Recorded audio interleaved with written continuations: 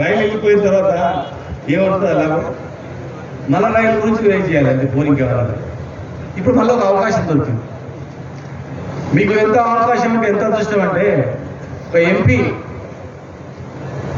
మీ మండలం నవాపేట మండలం లక్ష్మీ రెడ్డి గారికి మైనస్ వచ్చిందంటే నేను ఆశ్చర్యపోయినా. సార్ అందరికి వచ్చింది, మీ అందరూ కూర్చొని జరిగిందనుకో. గ్రామాలలో జరగదు, పట్టణంలో కొంతమంది పాస్ అయిపోయింది కదా. నెక్స్ట్ ఎంపీ ఆలోచన చేయండి దయచేసి. ఈయన మీద ఆయన వేసుకోకండి. నెక్స్ట్ ఇలా ఎంపీ తర్వాత ఇంకెవరు తెలుసా, మళ్ళీ మీదే. మీరు వార్డు మెంబర్కి గెలవాలన్నా, సర్పంచ్కి గెలవాలన్నా, ఎంపీటీసీ గెలవాలన్నా, జడ్పీసీ గెలవాలన్నా, మున్సిపాలిటీ గెలవాలన్నా ఏందనుకున్నది 2 వీకిన తర్వాత బూత్లలో నీకేముంటుందా? సార్ పోయే 2 రాలేదు, ఇప్పుడు మీకు చలో అంటారు, గాలికి గుర్తేస్తారు. దీనిలో వస్తేనే అప్పుడు నీకు మోచపడింది, పొరం లేదు, బీజం లేదు తిరుగుతావు. 2 పోయిన తర్వాత అప్పుడు లక్ష్మీ సార్ కోపం ఉండే ఇచ్చిపెట్టు, ఎంపీ సార్ కోపం ఉండే చేయలేదు, ఇప్పుడు నాకు ఏం రాయని అనుకో చేస్తాడు. అక్కడ చూడాలని చెప్తాడు, దాని కూర్చున్నాను అతను పడుతుంది. అసలు ముఖమే ఉండదు బాబు.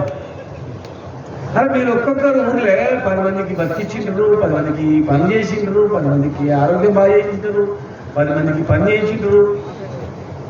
ఇన్ని కష్టాల్లో పాల్గొంచుకొని ఇంత చేసిన తర్వాత పట్టుబడి 10 మంది కార్యకర్తలు లేనటువంటి వాళ్ళు నేను చూసుకుంటున్నాను. ఇట్లా అక్కడ గుంత ఉందని తెలుసు, మునుగుతారని తెలుసు.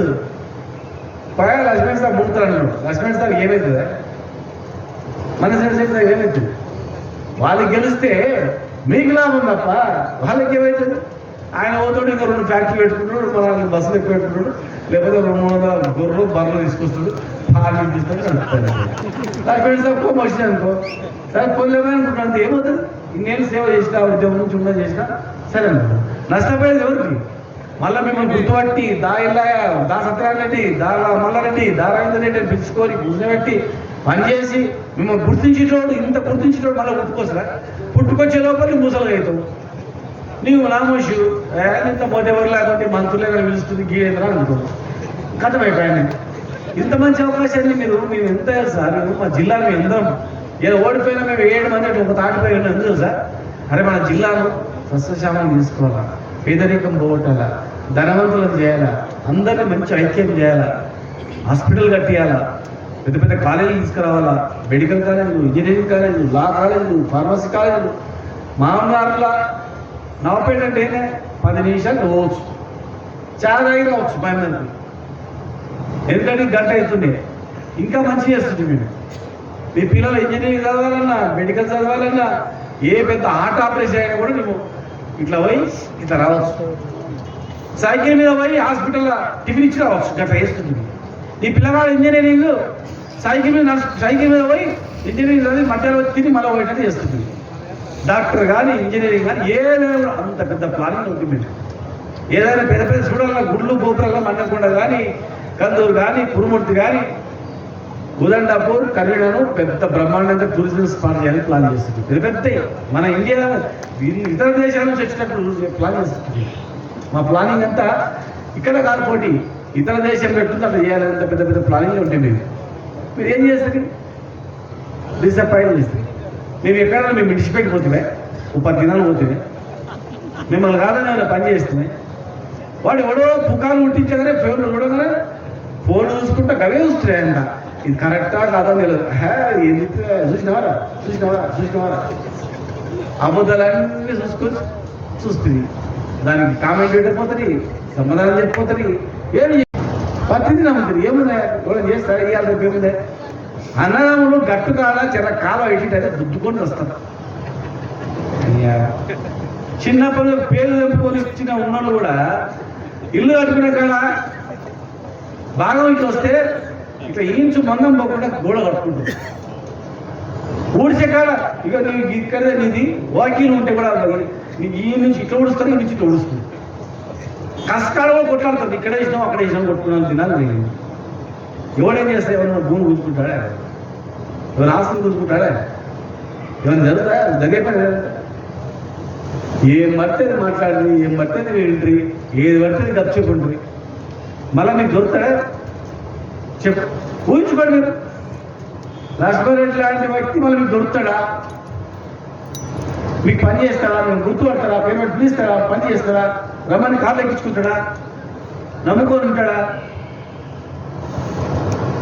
మన శ్రీనివాసరెడ్డి లాంటి వ్యక్తి ఎంపీగా ఉన్నాడా? ఎంతమంది ఎంపీలు ఉన్నారు కదా, ఎంతమంది వచ్చిపోయారు ఊళ్ళో? సార్ మీరు అనుకుంటుంది మా ఊళ్ళోకి వచ్చిపోతాడు, వేరే ఊళ్ళో అడగండి, మా ఇంట్లో అడగండి. ఎన్ని ప్రోగ్రాంలకు వచ్చిండు, ఎన్ని చేసిండు? ఆయన చేతనంత కష్టపడి చేసిండు. ఎంపీలు అంటే చాలా మంది ఎంపీలు పంచాయతీ పెడతారు. ఈ మండలంలోకి వచ్చి ఒక గ్రూప్ తయారు చేసి ఈయన గ్రూప్ ఆ గ్రూప్ అని చెప్పి రాస్తారు. ఇట్లా ఉన్నాయా ఎప్పుడన్నా? అట్లా ఉంటే మేము ఈయనకే ఇవ్వాలి, ఈయనకే ఇవ్వాలి, ఈయనవాడా అంటవా? ఇంతమంది 7 మంది కలిసి అవును చేయండి. ఒక క్యారెక్టర్ ఉన్న వ్యక్తులకు, ఒక క్యారెక్టర్ ఉన్నటువంటి గుణమైనటువంటి వ్యక్తులకు, రాజకీయం ఉన్న వ్యక్తులను మనం కాదనుకుంటే నష్టం ఎవరికో కాదు నష్టం. ప్రతి వ్యక్తికి నష్టమే. ఉన్న వాళ్ళు గుర్తుపెట్టుకోండి, ఇక్కడ ఉన్న ప్రతి వ్యక్తికి. ఇలా ఎవరికో దాన్ని మన రాత్రి పుణ్యలోకి వస్తాను, ఎక్కడికి మా దగ్గరికి వస్తారనుకో, ఆ 10 లక్షలు రాదు, సీఎం రిలీఫ్ అయితే రాదు, 50,000 లక్ష ఇస్తాను చెప్తాను. 10 లక్షలు అడిగారు. మేము ఉంటేమో ₹1 కోటి తీసుకుంటాం, బాగా అని చెప్తాం, దొంగలని రాని చెప్తాం, అంటే వస్తుందని చెప్తాం. మీకు కాదు, మీ బామ్మాడి ఆడు ఉన్నాడంటే వికారాబాద్ మా బామ్మాడు ఉన్నాడు సార్, మా బామ్మాడి సట్టకు ఉన్నాడు సార్ అంటే కూడా తొలుకుంటున్నాడు అని చెప్పినాం. ఎవరు అడగలే. గట్ల పని చేస్తున్నాం. గట్ల పని చేస్తే మీరు తెలియక మోసపోయిన వాగ్దానాలు పబ్లిక్ మోసపోయారు. మీరేమో ఒట్టి చూసుకుని వస్తుంది ఇట్లా. కానీ జర తగ్గాలన్న పోయి జర తగ్గాలన్న. ఏంటంటే తగ్గేది మీకే తగ్గేదంట, మీరే తగ్గిపోయారు. ఇంతకు నష్టం మీకే తగ్గింది, గుర్తుపెట్టు. ఇప్పుడైనా అప్రమత్తం కాకుంటే ఈ పార్లమెంట్ ఎలక్షన్లోనైనా మెజారిటీ తెచ్చుకోకపోతే రేపు మీకు రాజకీయ భవిష్యత్తు చాలా కష్టం, గుర్తుపెట్టుకోండి. నేను చెప్పింది వాస్తవాలు ఇంటికి వాళ్ళని చేసుకోండి.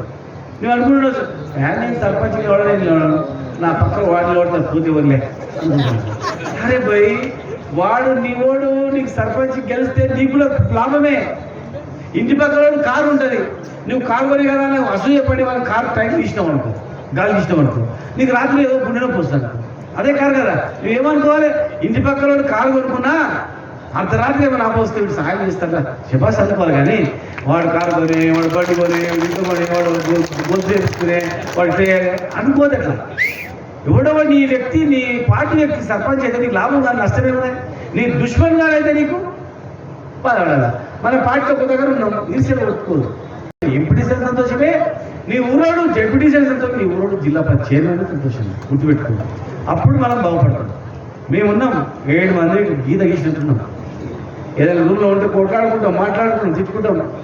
అంటే ఇట్లా చేయాలి పని చేద్దాం, ఇట్లా చేద్దాం. కానీ ఒకే మాట మీద ఉన్నాం. జిల్లాలో గ్రూపులు కాలే, ఈ 10 సంవత్సరాల్లో గ్రూపులు కాలే, కొట్లాటలు కాలే, బహిరంగ యుద్ధాలు కాలే, ఒక అన్నదమ్ములు లాక్కున్నాం. ఇప్పుడు కూడా కష్టాల్లో కూడా అట్లే ఉన్నాం అనుకున్నాం. ఈ కష్టాల్లో కూడా అట్లే ఉన్నాం. ఎవరు రాక ఎట్లున్నట్లుందో అదృష్టం, కానీ కష్టాల్లో కూడా అట్లే ఉండి మనం రాపాడుతున్నాం అనుకున్నాం. ఇలా ఎంపీ ఎలక్షన్ వచ్చింది. ఎంపీ ఎలక్షన్స్లో మీరు ఉపయోగించుకొని మెజారిటీ తీసుకురండి. తెస్తే రేపు మొత్తం మళ్ళా సర్పంచ్ ఎలక్షన్, సర్పంచ్ తర్వాత సింగిల్ విండో డైరెక్టర్ చైర్మన్ వరకు మొత్తం మీరే ఉంటారు. మళ్ళీ single window chairman, DCB chairman మీరే కనుక ఒకరు కోరుకునేటువంటి అన్ని బంద్ చేసుకొని ఐక్యమత్యంతో ఉండండి. భవిష్యత్తులో మళ్ళీ మనం వస్తాం, గ్యారెంటీ వస్తాం. మీకు ఏమైనా అనుమానం ఉండదు కదా? ఉన్నదే ఉందా? ఎవరికైనా అనుమానం ఉంటే ఈ ఊరు విడిచిపెట్టండి, ఏదైనా ఊరుకోండి, ఏదైనా ఊరుకోయి హోటల్ కదా కూర్చొని పొద్దుగా అందరూ వస్తారు కదా, వస్తారు. అడగండి, ఏమే ఎంత ఎకరాలు ఉంది, ఎండిపోయిందా, బాగుపడ్డావా? అడగండి. చేరు ఎండిపోయిందా, ఎంత ధర వచ్చింది, నీకు ఏం కష్టాలు పడ్డావు, కరెంట్ ఉందా, నీళ్ళున్నాయా, నీ బిడ్డకి ఏమైనా లాభం జరిగిందా? అడగండి. మనం ఎన్ని చేస్తేనే ఇంకా ఏదో చేస్తేనే చేసింది కదా, ఏం లేకపోతే చేస్తాడా? చూపెట్టుకొని కూర్చున్నాడు గుడ్లు రాసి, రాను బిడ్డ మనం రాను గుర్తాయి. కానీ 5 ఏళ్ళు కావాలి కదా, చెప్పలేము. అదృష్టి ముందు వెళ్తా మధ్యస్థితులే రాజ్యాంగం ప్రకారం 5 ఏళ్ళు కావాలి. నువ్వు 5 ఏళ్ళ వరకు నువ్వు 70 ఏళ్ళు ఉన్నాడు 75 ఏళ్ళు వచ్చినా 80 ఉన్నాడు 90 వచ్చినా 90 పైన పోయినా మరి ఆ పోయే లోపల పెట్టి 5 ఏళ్ళు బతుకుతుంది కదా ఇంకా బతికి ఏమో చేస్తుంది కదా ఇన్ని వేసిన వాళ్ళకి మాకు వేయలేదు అన్నప్పుడు ఏం ఏళ్ళకి ఎట్లా వేస్తారా ఊర్లో వేస్తారా? మీ నాయన అడగండి, మీ అక్కని అడగండి, మీ చెల్లిని అడగండి. రేపు పెళ్ళి అయినప్పుడు తులం బంగారం రాకపోతే ఏమంటది? రేపు కళ్యాణ లక్ష్మి ఉండదు, తులం బంగారం ఉండదు, రైతు బంధు మీరు చూస్తూనే ఉన్నారు పేపర్లలో 5 ఎకరాల కన్నా ఎక్కువ 5 ఎకరాల కన్నా ఎక్కువ. ఒక ఆయన అంటాడు లేదు 5 ఎకరాలు ఉన్నా ఉద్యోగం ఉన్నా ఇన్కమ్ ట్యాక్స్ కట్టినా అడగట్టినా ఐడియా మా విలేకరులు కూడా ఇన్కమ్ ట్యాక్స్ కడతారు పోయి ఏదో ఇన్కమ్ ట్యాక్స్ అసెస్మెంట్ చేస్తారు. వాళ్ళకి వచ్చేది ఎంతో 1000-2000 జీతం ఉంటుంది. అందరు బాగా షేర్ అని అందరూ పరిశాన్ లేకుంటున్నారు. 50 మోదే వరకు 10 వరకు ఇన్కమ్ ట్యాక్స్ గుర్తు చేస్తారు. ఆ 2 ఎకరాలు రూపాయనా నీ ఇంట్లో అటెండర్ వచ్చిన సింగిల్ రూపాయనా ఏదో ఇన్కమ్ ట్యాక్స్ ఎంత మాత్రం నువ్వు 5 ఎకరాలు అంతవా నీకు నీ ఊర్లో గుర్తుపెట్టుకోండి 50 ఎకరాలు ఉంటుంది రైతు హైదరాబాద్లో ఉంటాడు. పైసలు పడగానే ఆయన సిగ్గైతుంది ఊరికి వస్తే అమ్మ 50 ఎకరాలు డబ్బులు పడ్డాయి నేను దుంతలేని వెనుకలేని ఊరంతా నన్ను చూస్తుంది బస్ స్టాండ్ దిగి నడుచుకుంటూ పోతుంది మోదే వాళ్ళగా కొడుకుకి 50 ఎకరాలు ఉన్నాయి ఏమో పడ్డప్పుడల్లా ఎంత 2,50,000 పడ్డాయి దుంతనే లేడని చెప్పి పక్కన పడతారు. ఏం సార్ ఓ పడ్డా నాకు పాలకి అన్ని ఇస్తుండే కుడుకపోరా 10,000 అంటే 5,000కి ఇస్తుండే నాకు రైతు బంధు వస్తుంది. ఇప్పుడు ఎవరైనా ఇస్తాడా? రైతు బంధు పొరపాటు ఇస్తే ఏమో కౌలు గ్యూలు అంటున్నారు ఆయన రాసుకున్నాడు అని చెప్పి ఊర్లో 500 ఎకరాలు 1000 ఎకరాలు ఊర్లో ఉంటే సగం బడ శాతనైదు చేస్తాడు లేకపోతే ముళ్ళక చేసి పెడతారు. ఇవాళ రేపాయి అన్ని తగ్గా వచ్చింది వైర్లు కడీలు వాటి వైర్లు పెట్టేసి చూసుకుని వస్తుండు ఉందా అది చాలా ఉంది అది ఇక పెరిగినప్పుడు అమ్మితే అమ్ముతా పోతే పోతే ఉంటుంటుంది భూమి అయితే ఉంది అన్నాడు. కానీ దున్ననికి మాత్రం ఏడాడు వస్తే ఏడిగా పేరు ఎక్కువ ఎవరైనా వాళ్ళు వచ్చిన ఇయర్ వాడు వీడు వచ్చే పొరపాట్లు ఒక్క సంవత్సరం రాసినా కానీ మీరు కావాలంటే ఊళ్ళో అడగండి ఉంటేనా మామ బాగున్నావా దున్నామా అని అనుకో మొన్న దున్నాడు వద్దు బిడ్డ నేనే దున్నుకుంటా ఏమో అట్లా లేదు నాకు పర్లేదు హైదరాబాద్లో వచ్చి నేనే దున్నుతా మా చిన్నోడు కూడా వాడు కూడా నమ్మకం దొరకలేదు వాడు వ్యవసాయం చేస్తా అంటున్నాడు నేను చేసుకుంటా లే బిడ్డ ఏమనుకో అంటున్నారు కదా గానాలు ఉన్నాయి అతని రేపు చాలా ఘోరంగా అయితే గుర్తుపెట్టుకున్నాను.